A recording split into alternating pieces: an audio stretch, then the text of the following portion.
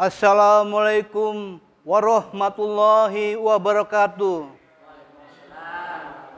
Baiklah para hadirin yang dimuliakan dan rahmati Allah.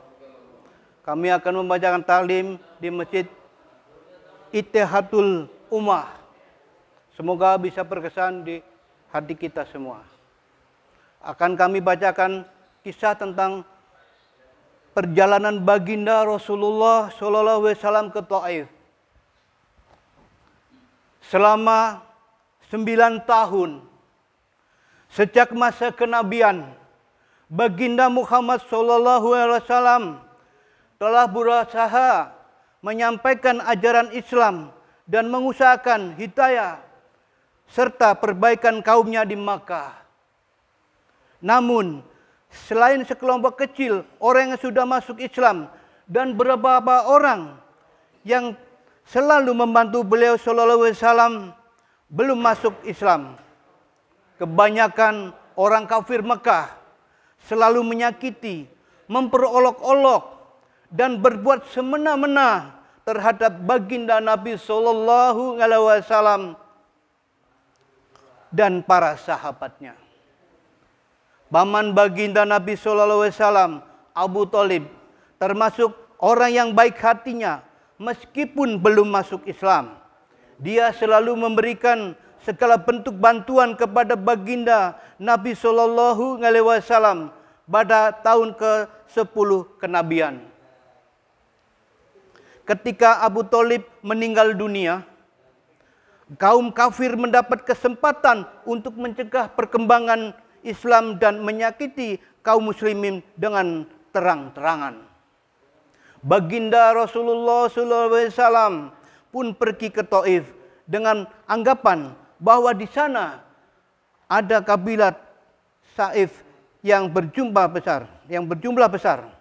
Apabila kabilah tersebut masuk Islam, kaum muslimin akan terbebas dari berbagai penderitaan dan menjadikan kota tersebut sebagai pusat penyebaran agama. Setibanya di Taif, baginda Nabi SAW langsung menemui 3 orang tokoh masyarakat Taif.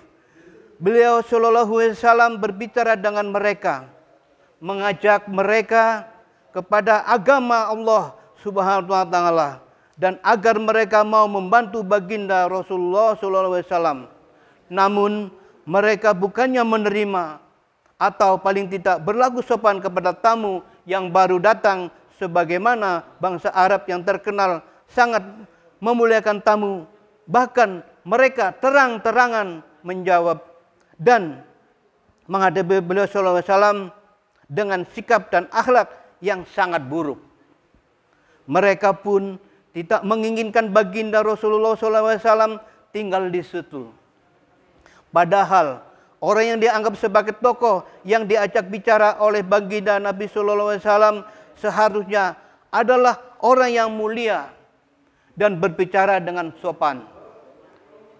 Salah seorang di antara mereka berkata, "Oh, kamukah orang yang diutus oleh Allah sebagai Nabi?"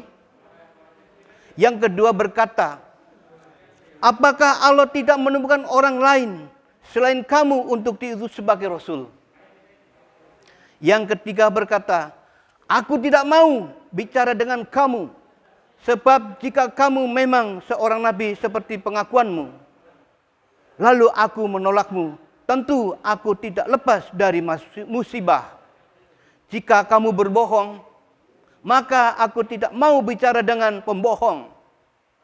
Sesudah itu, dengan perasaan putus asa kepada mereka, baginda Nabi SAW dapat berbicara dengan orang lain.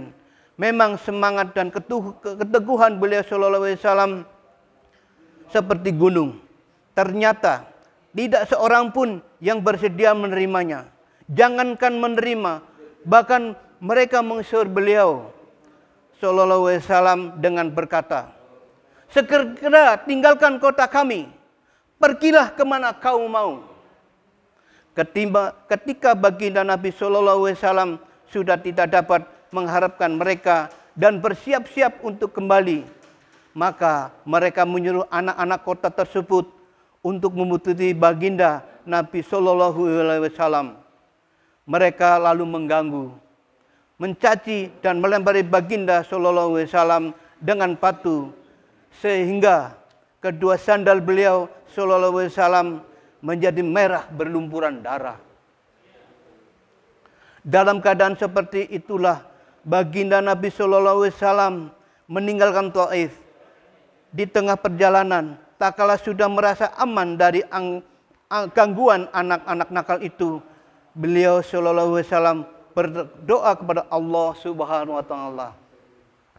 Ya Allah, aku adukan kepadamu lemahnya kekuatanku, sedikitpun upayaku dan kehinaanku dalam pandangan manusia. Wahai yang Maha Penyayang dari sekalian penyayang, Engkaulah Tuhan yang penyayang dari sekalian penyayang. Engkaulah Tuhan yang tertindas, dan Engkaulah Tuhanku. Kepada siapakah Engkau serahkan diriku? Kepada orang asing yang akan memandangku dengan muka samsam, atau kepada musuh yang Engkau kuasakan kepadanya segala urusanku? Tiada keberatan bagiku, asalkan Engkau tidak murka kepadaku. Perlindunganmu sudah cukup bagiku. Aku berlindung kepadamu dengan nur Zatmu yang menyinari segala kegelapan, dan dengannya menjadi baik segala urusan dunia dan akhirat. Aku berlindung dari turunnya kemarahanmu kepadaku atau kemurkaanmu kepadaku. Jauhkanlah murkamu hingga Engkau ridho. Tiada daya dan upaya melainkan denganmu. Allah Subhanahu wa taala sebagai penguasa seluruh alam pun memperlihatkan keperkasaannya dan mengutus malaikat Jibril alaihissalam untuk datang memberikan salam kepada beliau dan berkata, Allah Subhanahu wa taala mendengar ucapan dan jawaban kaummu, dan Dia mengutus kepadamu malaikat penjaga gunung agar siap melaksanakan apapun perintahmu kepadanya. Malaikat itu pun datang dan memberi salam kepada baginda sallallahu alaihi wasallam seraya berkata, apapun yang Engkau perintahkan akan kulaksanakan. Bila Engkau sukai, akan kubenturkan kedua gunung di samping kota ini, sehingga siapa saja yang tinggal di antaranya, keduanya akan hancur binasa. Atau apapun hukuman yang Engkau inginkan, baginda Rasulullah SAW bersifat pengasih dan mulia. Ini menjawab, aku hanya berharap kepada Allah. Seandainya saat ini mereka tidak menerima Islam, semoga kelak di antara keturunan mereka akan lahir orang-orang yang menyembah dan beribadah kepada Allah. Faedah. Demikianlah akhlak baginda Rasulullah SAW yang mulia. Kita mengakui sebagai pengikutnya. Namun ketika sedikit kesulitan atau hidup, kezaliman dibalas dengan kezaliman, bahkan menuntut balas seumur hidup. Kezaliman dibalas dengan kezaliman, sambil kita terus mengaku sebagai umat baginda Nabi sallallahu alaihi wasallam. Meskipun mengalami penderitaan dan kesusahan yang berat, baginda Nabi sallallahu alaihi wasallam tidak berdoa buruk dan tidak menuntut balas. Demikianlah para hadirin yang dimuliakan Allah, kita takdim telah kita penuhi. Mudah-mudahan bisa ambil hikmah, bisa diberikan contoh dalam hidup kita, dan kita sebarkan kepada saudara kita yang ada di sekitar keliling kita. Wabillahi taufik wal hidayah. Wassalamualaikum warahmatullahi wabarakatuh.